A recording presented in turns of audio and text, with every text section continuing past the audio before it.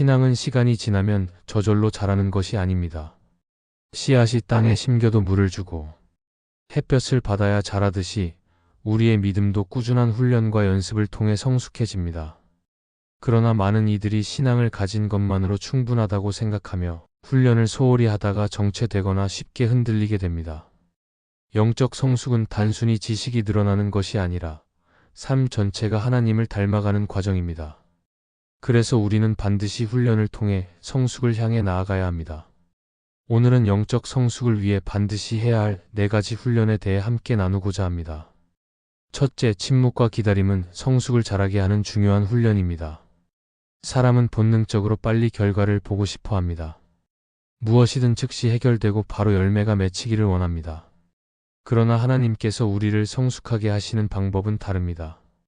때로는 침묵 속에서 우리를 머물게 하시고 기다림의 시간을 통해 믿음을 자라게 하십니다.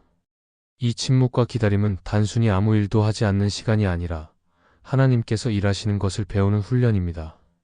우리의 조급한 마음을 다스리고 하나님의 때와 방법을 신뢰하도록 만드는 깊은 과정입니다. 성경 속 많은 인물들이 이 훈련을 지나갔습니다. 하나님께서 아브라함에게 자손을 약속하셨지만 실제로 그 약속이 이루어지기까지 오랜 세월이 걸렸습니다. 그 기다림의 시간은 아브라함에게 단순히 인내를 요구하는 시간이 아니라 하나님을 더욱 의지하게 하는 훈련이었습니다. 또한 이스라엘 백성은 광야에서 40년 동안 기다림의 시간을 지내며 하나님을 배워야 했습니다. 광야는 아무것도 할 수 없는 자리였지만 바로 그곳에서 하나님의 공급과 인도하심을 체험하며 성숙해졌습니다. 침묵과 기다림은 하나님을 더 깊이 알아가는 학교였던 것입니다. 우리의 삶에서도 마찬가지입니다. 하나님께서 바로 응답하지 않으실 때 우리는 당황하고 불안해집니다. 그러나 침묵 속에서 기도하며 하나님을 바라보는 훈련을 할 때 비로소 신앙이 단단해집니다. 기다림의 시간은 낭비가 아니라 하나님께서 우리를 다듬으시는 은혜의 과정입니다. 기다리면서 우리는 욕심을 내려놓고 하나님께 마음을 더 집중하게 됩니다. 침묵 속에서 우리는 하나님께서 주시는 세미한 음성을 들을 수 있고 기다림 속에서 하나님의 완전한 계획을 신뢰하는 법을 배웁니다. 침묵과 기다림은 또한 우리 안의 교만을 낮추는 역할을 합니다. 우리는 스스로 무엇인가를 해내고 싶어 하지만 하나님은 우리의 힘이 아니라 그분의 은혜로 사는 법을 가르치십니다. 기다림의 순간은 내가 아니라 하나님이 주권자이심을 인정하는 시간입니다. 침묵할 때 내 생각과 계획이 아니라 하나님의 뜻을 먼저 구하는 법을 배우게 됩니다. 그 시간이 길어질수록 우리의 신앙은 얕은 감정이 아니라 깊은 뿌리를 내리게 됩니다. 현대 사회는 빠른 결과와 즉각적인 응답을 추구하지만 하나님은 여전히 침묵과 기다림을 통해 성숙을 가르치십니다. 오히려 그 시간이 우리를 강하게 만들고 어떤 상황에서도 흔들리지 않는 믿음을 세워줍니다. 지금 당장은 답이 없는 것 같아도 하나님은 그 시간 속에서 우리를 다듬고 계십니다. 결국 기다림은 우리의 손을 묶는 것이 아니라 하나님의 손을 더 붙잡게 만드는 은혜의 도구입니다. 결국 침묵과 기다림은 영적 성숙을 자라게 하는 훈련입니다. 하나님께서 침묵하실 때 우리는 믿음을 지키며 기다려야 하고 기다림 속에서 하나님께 더 가까이 나아가야 합니다. 그럴 때 우리의 신앙은 얕은 감정이 아닌 깊은 확신으로 세워지고 하나님의 때에 이르게 될 때 더 큰 감사와 기쁨을 누리게 됩니다. 그러므로 성숙을 원하는 사람은 침묵과 기다림을 피하지 말고 오히려 그 안에서 하나님의 손길을 배우며 믿음을 자라게 해야 합니다. 둘째, 겸손은 자신을 낮추는 것이 아니라 하나님을 높이는 훈련입니다. 많은 사람들은 겸손을 단순히 자신을 작게 보이게 하거나 스스로를 낮추는 태도로만 생각합니다. 그러나 성경이 말하는 겸손은 단순한 자기 비하가 아닙니다. 참된 겸손은 나를 무가치하게 만드는 것이 아니라 하나님을 높이고 그분의 주권을 인정하는 것입니다. 그래서 겸손은 영적 성숙으로 나아가기 위해 반드시 필요한 훈련입니다. 우리는 겸손을 통해 나의 중심에서 벗어나 하나님 중심으로 살아가는 법을 배우게 됩니다. 겸손은 먼저 하나님 앞에서의 위치를 바로 아는 것에서 시작됩니다. 하나님은 창조주시고 우리는 피조물입니다. 하나님은 주권자이시고 우리는 의지하는 존재입니다. 그러나 사람은 종종 이 사실을 잊고 스스로 무언가를 할 수 있다고 착각합니다. 교만은 나를 크게 보이게 하지만 결국 하나님을 작게 여기게 만듭니다. 반대로 겸손은 나를 낮추는 것이 아니라 하나님을 있는 그대로 높여드리는 태도입니다. 내가 아니라 하나님께서 모든 영광을 받으셔야 한다는 고백이 바로 겸손의 뿌리입니다. 성경에서 모세는 가장 온유한 사람으로 불립니다. 그는 수많은 백성을 이끌었고 하나님의 놀라운 기적을 경험한 지도자였습니다. 그러나 그는 언제나 자신이 아닌 하나님을 높였습니다. 홍해가 갈라지고 만나가 내릴 때도 그는 자신을 드러내지 않고 하나님의 능력을 증거했습니다. 모세의 겸손은 자신을 낮추는데 머물지 않고 하나님을 높이는 데 있었습니다. 이처럼 겸손은 단순한 성품의 문제가 아니라 하나님을 어떻게 바라보는가의 문제입니다. 겸손은 또한 사람들과의 관계 속에서도 드러납니다. 겸손한 사람은 자신을 내세우지 않고 다른 사람을 존중하며 세워줍니다. 그러나 이것은 자신을 비참하게 만드는 것이 아니라 하나님이 주신 은혜를 알고 있기 때문에 가능한 태도입니다. 겸손한 사람은 자신이 가진 모든 것이 하나님의 은혜임을 알기에 다른 이들을 비교하거나 무시하지 않습니다. 오히려 그 은혜를 흘려보내며 하나님을 드러냅니다. 이런 겸손은 공동체를 건강하게 세우고 서로를 세워주는 사랑으로 이어집니다. 겸손의 훈련은 우리의 일상 속에서도 이루어집니다. 작은 일에서 다른 사람을 먼저 배려하고 공로를 자신에게 돌리지 않고 하나님께 돌리는 것, 실패했을 때 변명하지 않고 주님께 더 의지하는 것, 모두 겸손을 배우는 훈련입니다. 처음에는 힘들고 자존심이 상할 때도 있지만 반복될수록 하나님을 더 높이고 나 자신을 하나님의 은혜 앞에 두는 태도가 자리 잡습니다. 그 과정을 통해 우리는 점점 성숙해지고 하나님이 기뻐하시는 모습으로 자라납니다. 겸손은 결국 하나님께 영광을 돌리게 합니다. 내가 드러나지 않아도 괜찮고 하나님만 드러나시면 충분하다는 마음이 진짜 겸손입니다. 이런 겸손이 있을 때 하나님은 우리를 더 크게 사용하십니다. 하나님을 높이는 자를 통해 하나님은 더 많은 일을 이루시고 그 과정 속에서 우리는 더욱 성숙하게 됩니다. 결국 겸손은 자신을 낮추는 것이 목적이 아니라 하나님을 높이는 훈련입니다. 이 훈련을 통해 우리는 교만을 버리고 하나님 중심의 삶을 살아가며 공동체 안에서 사랑을 실천할 수 있습니다. 그러므로 영적으로 성숙하기를 원한다면 겸손의 훈련을 반드시 감당해야 하며 그 안에서 하나님께서 주시는 풍성한 은혜와 성숙을 경험하게 될 것입니다. 셋째, 나눔은 가진 것을 줄이는 것이 아니라 마음을 넓히는 훈련입니다. 많은 사람들은 나눔을 단순히 물질이나 시간을 떼어주는 것으로만 이해합니다. 그래서 나눔을 하면 내 몫이 줄어들고 손해를 보는 것처럼 느껴지기도 합니다. 그러나 성경이 말하는 나눔은 단순한 분배가 아니라 하나님의 마음을 배우고 훈련하는 과정입니다. 나눔은 나의 것을 줄이는 것이 아니라 내 마음을 넓히고 하나님 나라의 풍성함을 경험하게 하는 중요한 영적 훈련입니다. 하나님께서 우리에게 나눔을 명령하신 이유는 단순히 가난한 사람을 돕기 위해서만이 아닙니다. 나눔은 우리의 마음을 하나님께 더 가깝게 만들고 이기심과 탐욕을 다스리게 합니다. 사람은 본능적으로 더 가지려 하고 쌓아두려 하며 손해보는 것을 두려워합니다. 그러나 나눔을 실천할 때 우리는 소유가 삶을 지배하지 못하게 하고 하나님을 신뢰하는 법을 배웁니다.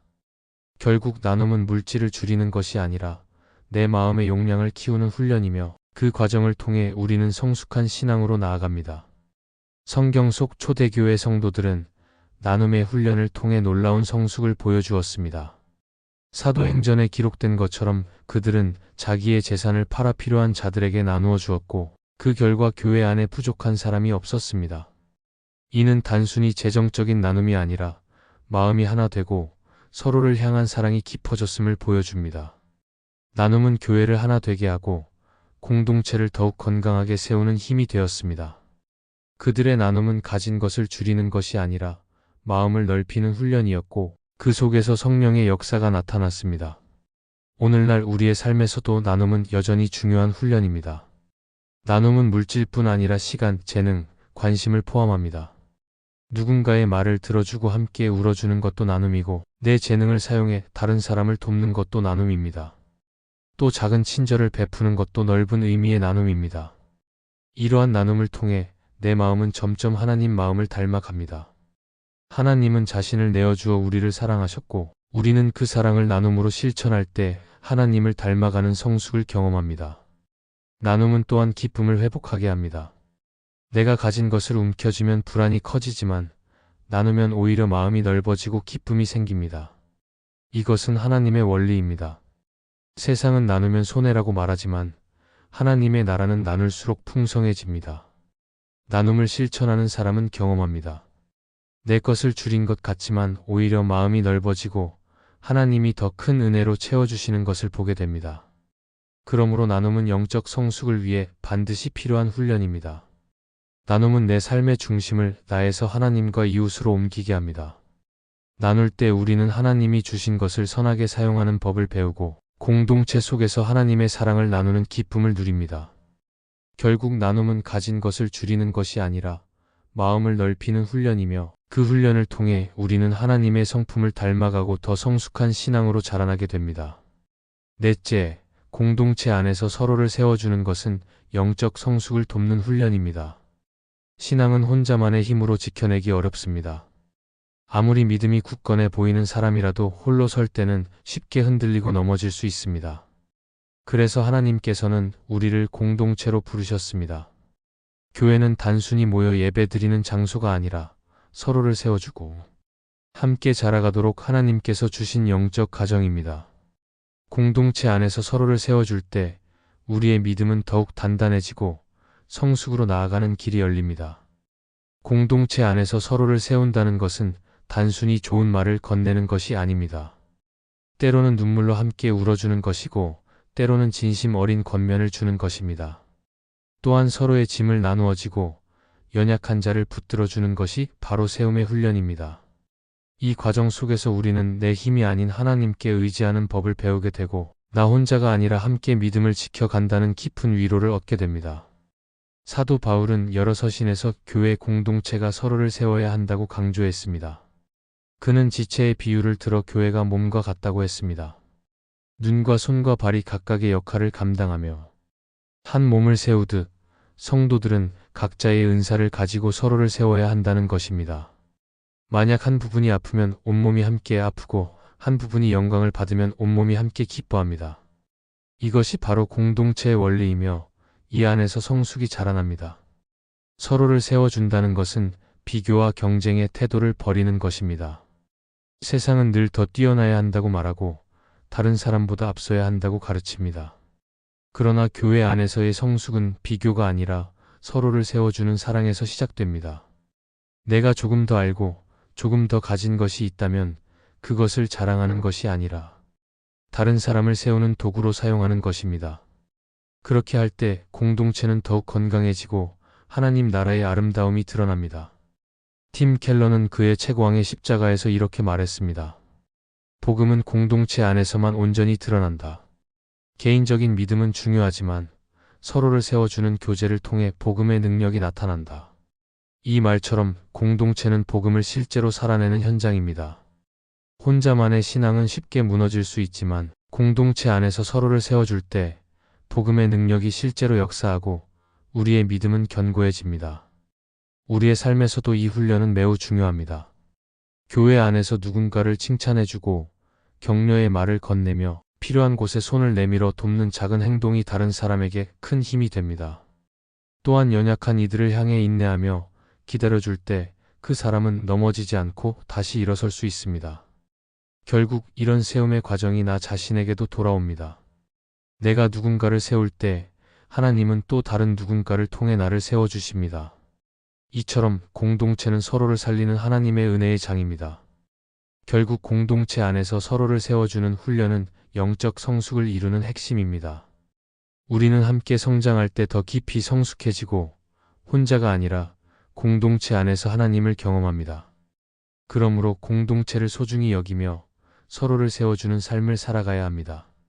그 안에서 우리는 성숙한 신앙으로 자라나고 하나님께서 원하시는 아름다운 교회의 모습을 이뤄가게 될 것입니다. 영적 성숙은 단번에 이루어지지 않고 매일의 삶 속에서 훈련을 통해 자라납니다. 우리의 힘으로는 부족해도 하나님께서 은혜로 도우시기에 침묵과 기다림, 겸손과 나눔, 공동체 안에서의 세움이 가능해집니다. 흔들릴 때마다 하나님을 바라보고 훈련의 자리를 지킬 때 우리의 믿음은 단단해지고 삶은 더욱 깊어집니다.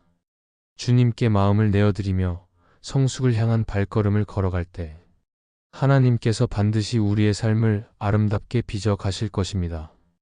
이 말씀이 마음에 은혜가 되셨다면 좋아요와 구독으로 함께 해주세요. 그리고 댓글에 아멘이라고 남겨주시면 하나님의 은혜가 더 많은 사람들에게 전해질 것입니다. 여러분의 삶 위에 하나님의 은혜가 언제나 함께 하시기를 바랍니다. 감사합니다.